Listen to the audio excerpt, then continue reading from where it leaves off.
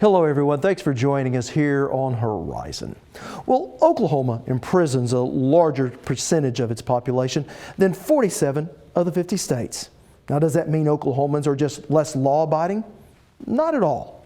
What we're seeing in the center state are the results of years of get tough on crime policies that, while certainly well-intentioned, has Oklahoma's prison system one of the 3 fastest growing in the country. Today, we begin with a look at how addiction recovery programs may be an answer to reducing our prison population.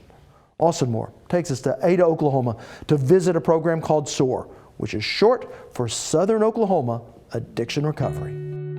The days are full for Glen Mosley. We've been mowing some yards today.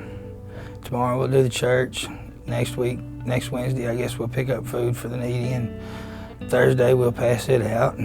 Glen is a resident of the Southern Oklahoma Addiction Recovery House in Ada, Oklahoma, where they firmly believe that idle hands are the devil's workshop. It actually feels good to be living sober again. SOAR is a therapeutic work program for nonviolent offenders, court-ordered offenders, to integrate back into society. Doug Davis is the executive director of SOAR. He uses steady employment, nightly group meetings, and community service to keep these hands busy. That is a major part of it, to stay busy, to where you're not sitting around wondering and your mind's wandering. I mean, a lot of that went on while you was in your addiction on the streets, and most generally wondering where you're going to get high at next, or where you're going to go get your drink at next, and how you're going to get the money to do it. Where we put them here, they don't have to worry about all that. They can focus on getting recovery and getting some sobriety days under them, and knowing that they're going to go to work, that we have a job provided for them, we will transport them to and from the job, that they're going to have food to eat, and they're going to have good meals to eat, and there's going to be meetings in the evening time where they can talk and express their feelings to others that are in the same situation as them. I've been to prison a couple times, and I don't want to go back. Resident Bill Murray is rediscovering himself in the SOAR kitchen. I've always been an early bird, so I started getting up at 4:30 every morning, going in and helping to cook, and before I know it, I'm up at 4:30 every morning doing the cooking. So I'm loving it, man. I'm loving it. Tonight is chili dogs.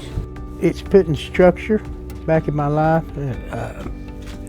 Getting up on a daily basis, doing what I need to do. I got a 12-step program and going to church regularly. And that's good, positive, surrounding myself with positive people. Yeah, we're all like brothers. I mean, it's a brotherhood deal. Try to treat them like brothers and earn the respect of others and try to give respect. One thing these guys have in common is that they have a addiction that they're fighting, whether it be alcohol, drugs, or pills, whatever it may be. And everybody can relate to that. That's in this program. So we have an open communication as far as things going on, and we see guys struggling. We've got guys in place in the house that are senior clients that have been around the program, fixing to graduate the program, that has done well, that will mentor and help the guys along the way that are struggling or trying to get it picked up. Of course, that support system is only one component of the program.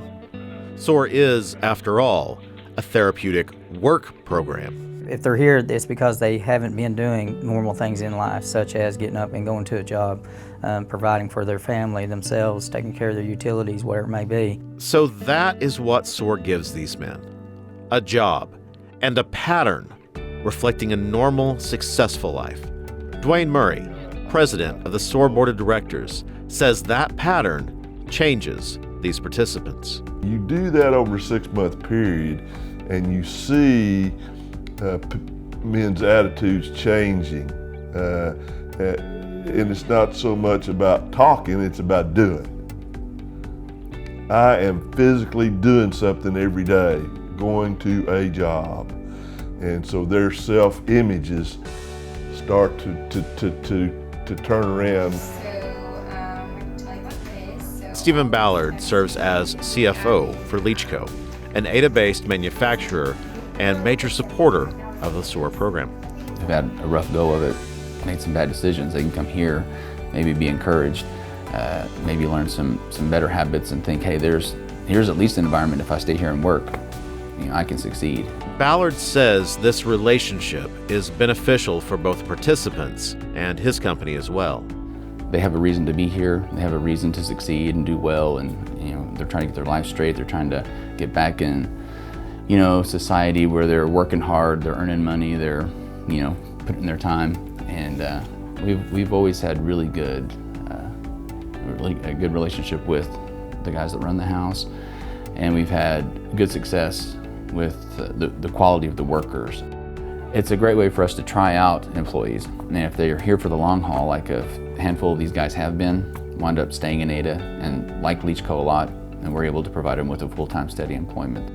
We run currently 25 guys here, and we could run 40 or 45 if as far as employers go, because there's that big of a need for it, and we have to turn employers down a lot because we don't have the guys to work them. The word is spread. I am so proud of Ada. And it's unique to see this many people, the criminal justice system, counseling services, churches, employers, and just individuals all pulling together to work toward a common goal to solve a problem. I feel like I'm headed back to life now, back to the real life, instead of jails or institutions or maybe even death. Yeah. Did the program help you find something in yourself that maybe you hadn't seen in a while?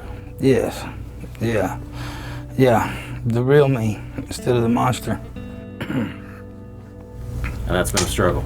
Yes, sir, it was. But I don't know, it seemed like it was a lot easier once I got here, I know that.